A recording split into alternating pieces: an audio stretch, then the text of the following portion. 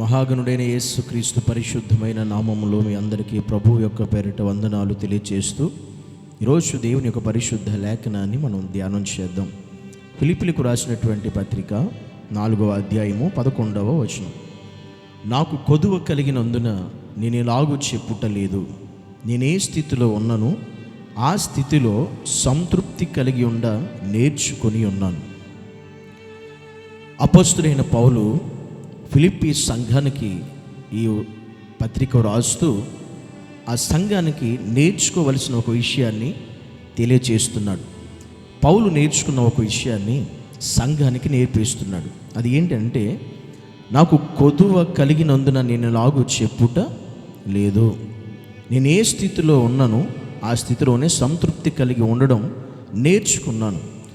అంటే ఈరోజు దేవుని నమ్మినటువంటి బిడ్డలుగా, దేవుని కుమారులుగా, కుమార్తెలుగా మనం ఏ విధంగా ఉండాలి, ఎలా ఉండాలి, ఏ రీతిగా ఉండాలి అని అంటే, మన జీవితంలో దేవుడు మన పట్ల చేసిన ప్రతి మేలులను బట్టి, ఉపకారాలను బట్టి, మనకి దేవుడిచ్చిన స్థితిని బట్టి, పరిస్థితిని బట్టి మనం ఎలా ఉండాలి అంటే, మనకి ఏదో ఈరోజు ఏ కొదువ లేదు కాబట్టి మనం మాట్లాడడం కాదు, ఏ ఇబ్బంది లేదు కాబట్టి మనం మాట్లాడడం కాదు, మనకి ఇబ్బంది ఉన్నా లేకపోయినా, సమృద్ధి ఉన్నా లేకపోయినా, తినడానికి ఉన్నా లేకపోయినా, మన పరిస్థితి ఎలాగో ఉన్నా మనం ఒకే స్థితి కలిగి ఉండాలి, ఒకే మనస్సు కలిగి ఉండాలి, ఒకే ఆలోచన కలిగి ఉండాలి అని వాక్యం సెలవిస్తూ ఉంది.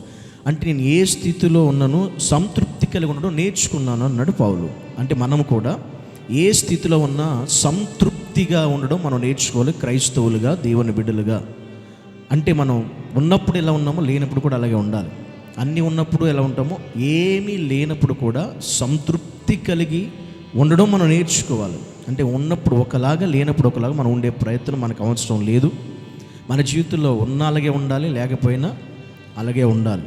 ఉందని చెప్పి మనం ఇచ్చిపోవడానికి లేదు, లేదని చెప్పి మనం కృంగిపోవడానికి కూడా అవకాశం లేదు. అన్ని వేళల్లో, అన్ని సమయాల్లో, అన్ని పరిస్థితుల్లో మన కష్టకాలంలో కూడా సంతృప్తి కలిగి ఉండాలి. సమృద్ధి ఉన్నప్పుడు సంతృప్తి కలిగి ఉండాలి. ఏమీ అసలు సమృద్ధి లేకుండా కరువు ఉన్నప్పుడు కూడా ఇంట్లో, మన కుటుంబాల్లో, వ్యక్తిగత జీవితాల్లో కరువు ఉన్న ఆ కరువులో కూడా సంతృప్తి కలిగి బ్రతకడం నేర్చుకోవాలంట. ఇది పౌలు నేర్చుకున్నాడు, సంఘానికి నేర్పిస్తున్నాడు. ఈరోజు దేవుడు ఈ మాట ద్వారా మనతో మాట్లాడుతున్నాడు, మనకి నేర్పించడానికి మనం నేర్చుకోవాలని. మనం కూడా ఈరోజు ఒకవేళ నీవు కొన్ని పరిస్థితులు, కొంతమంది చాలామంది అడ్జస్ట్ అవ్వలేరు, కొన్ని పరిస్థితులు కొంతమంది అడ్జస్ట్ అవ్వరు. ఖచ్చితంగా వారు అనుకున్నదే కావాలి, వారు అనుకున్నదే చేయాలి, వారు అనుకున్నట్టుగానే ఉండాలి. ఇవి మనిషి జీవితం, ఒక క్రైస్తవుడి యొక్క జీవిత విధానంలో అయితే ఇది కరెక్ట్ విధానం అయితే కాదు. ఎందుకంటే మనకి ఏది ఉన్నా దానికి మనం అడ్జస్ట్ అవ్వాలి. నేను ఏ స్థితిలో, నా స్థితిలో సంతృప్తి కలిగి ఉండడం అంటే అర్థం ఏంటంటే అడ్జస్ట్ అవ్వడం. అంటే ఏ స్థితిలో ఉన్నా అక్కడ ఆ స్థితికి మనం అడ్జస్ట్ అయిపోవాలి, అక్కడ మనం సర్దుకుని పోవాలి. తెలుగులో చెప్పాలంటే మనకి సర్దుకుని పోవాలి. ఆ స్థితికి మనం కనెక్ట్ అయిపోవాలి. ఆ పరిస్థితికి తగినట్టుగా మనల్ని మనం మలుచుకోవాలి. ఆ పరిస్థితి తగినట్టుగా మనల్ని మనం ఉంచుకోవాలి అని అర్థం.